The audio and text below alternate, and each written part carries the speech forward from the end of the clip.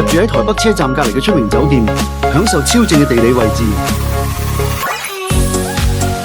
去台北魚市場試下最新鮮嘅魚生，感受海洋嘅鮮甜同口感嘅層次。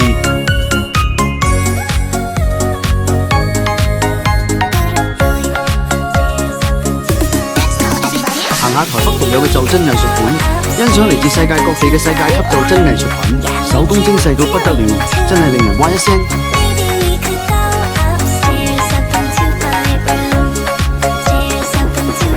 開始台北第7集。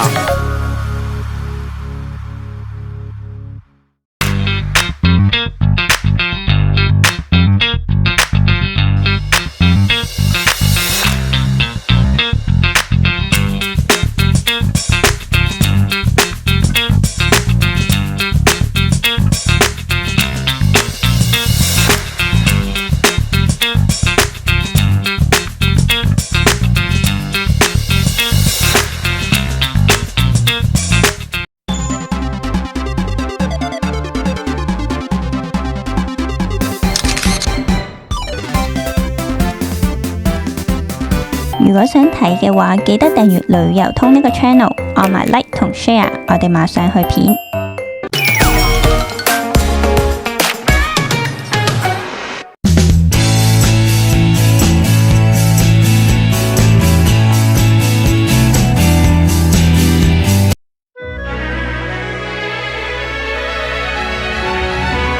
嚟到酒店，逐一同大家介紹下間房有啲咩設備。呢種房型嘅房間面積有50平方米，套房裏面有獨立嘅客廳同睡房，房間配備咗一張大床，有一個好闊落嘅大衣櫃，提供足夠空間俾旅客整理同擺放衣物。私人浴室設計得好優雅，而且功能齊全。從窗邊仲可以睇到台北車站嘅景色。如果大家想知多啲關於酒店嘅設施同附近有啲咩，記得睇旅行揾酒店系列嘅足料版本。第7集，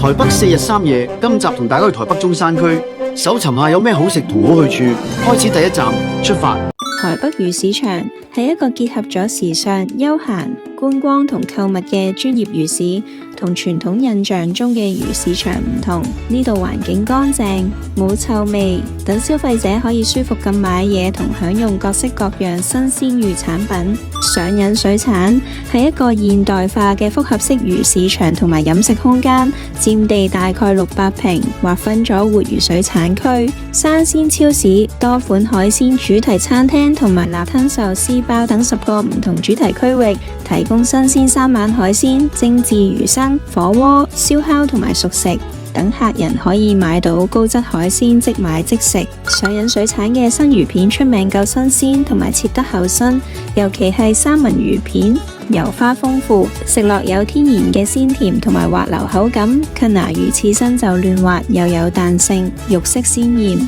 味道清甜，咬落去順滑又滿足。啲生魚片切得厚度啱啱好，每一啖都食到魚肉嘅鮮味同埋細膩嘅紋理，係上癮水產辣噴壽司同生魚片區嘅招牌貨。上癮水產嘅季節握壽司用咗新鮮又多款嘅當季海鮮材料整成，通常會有大概10件手握壽司，每一件都整得好用心同埋擺得好靚，材料會跟住季節轉，顏色鮮豔，而且食落層次好豐富，加埋醋飯，令成個感覺更加飽肚同味道更加平衡。上癮水產嘅人氣餐廳包括立亨壽司吧、火鍋店、備長炭海鮮燒烤同埋專門食合菜嘅煮海，客人可以即場揀海鮮同決定點樣煮。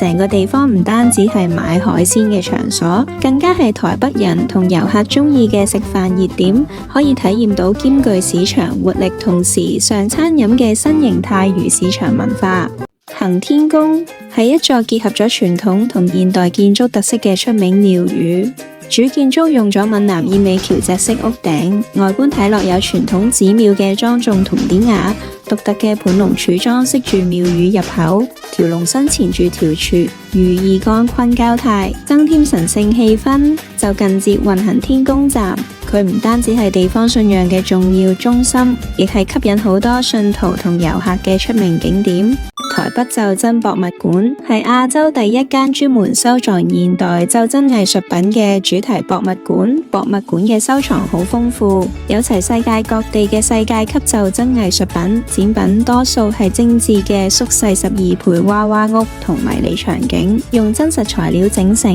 細節逼真又精巧，真係令人嘖嘖稱奇。館內最出名嘅收藏之一係 Reginald 製作嘅玫瑰豪宅，被評為25年嚟全球10大傑出袖珍藝術作品之一。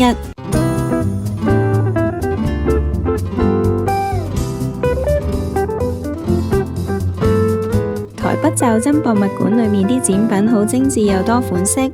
主要分4大類：娃娃屋、夢幻屋盒、童話故事同埋配件。呢間娃娃屋用1/12比例整出完整嘅建築內外場景，仔細重現咗歐洲都克式建築同維多利亞風格豪宅，無論係門廊、外牆、庭院定係屋企入面嘅家私，全部都好似真嘅一樣，令人好似見到真實嘅古典大宅咁。夢幻屋盒用特定嘅房間做主題，展示唔同年代同風格嘅室內設計，層次分明，細節好似真嘅一樣，仲可以感受到啲生活氣息。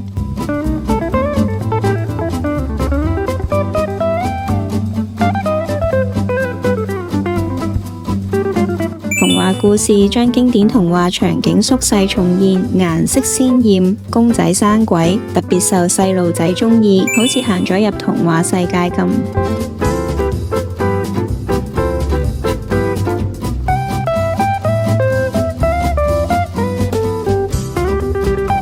台北袖珍博物館入面啲配件展品喺袖珍藝術度佔咗好重要嘅位置，展現出藝術家哋超犀利嘅細節雕琢功夫。配件種類多到數唔晒，有木工、家具、玻璃器皿、陶瓷、燈飾、窗簾、飾品等等，每一件比例都啱啱好，而且精細細小，好似真實尺寸嘅縮影咁。配件唔單止係娃娃屋同夢幻屋盒呢類作品嘅重要部分，本身亦係展覽嘅焦點，展示出製作人嘅心思同手藝，等參觀嘅人可以更加投入喺袖珍藝術人造出嚟嘅精緻微縮世界裏面。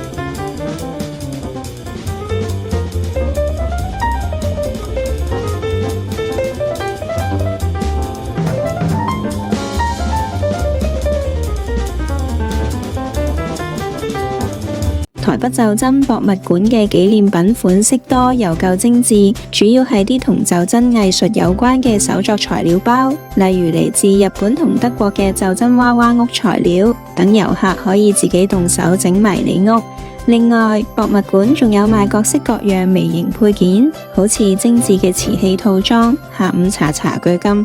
全部跟足嚴格比例標準，做工細膩，好有收藏價值。啱晒鍾意藝術同收藏嘅人。今集就講到呢度，下一集繼續同大家玩盡台北4日3夜，記得睇埋下集預告。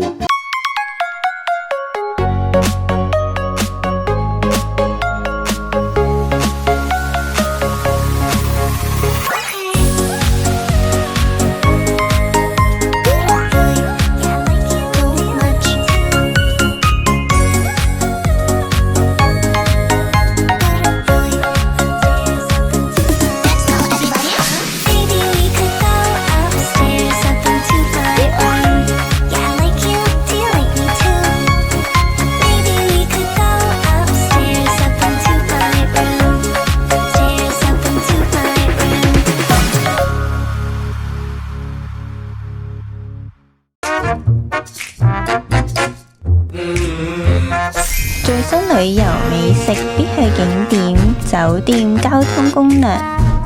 每周更新，馬上訂閱，帶你玩轉每個旅程。有想睇嘅地點同埋主題，歡迎喺下面留言話俾我哋聽，你嘅建議有機會成為下一條影片㗎。